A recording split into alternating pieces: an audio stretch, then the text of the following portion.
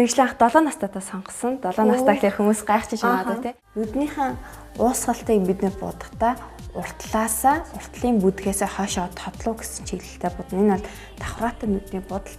Давхраагүй бүсгүүчүүд минь харин дээшээгээ уусгасан хэлбэртэй будаж өгнө гэсэн үг шүү. За мейкап бол яг уран зурагтай нэг ерөнхийдөө адилхан мэрэгжил.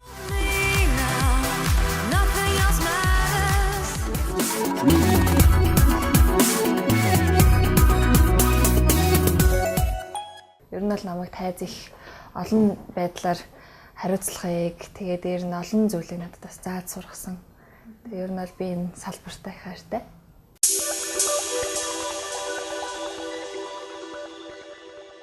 Хүс зорхи бүтээ тэгээд түүнийхэн төлөө тэмц.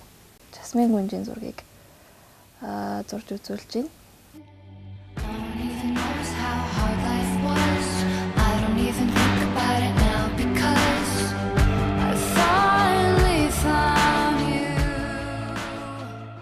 Монголд энэ өсөж хөгжөөд бас өөрийгөө хөгжүүлж чадсан энэ загвар зохион бүтээгч загвар өмсчүүд бас гадны тайзан дээр гарахад их одоо өндөр үнэлттэй байдаг гэдгийг би олж мэдсэн.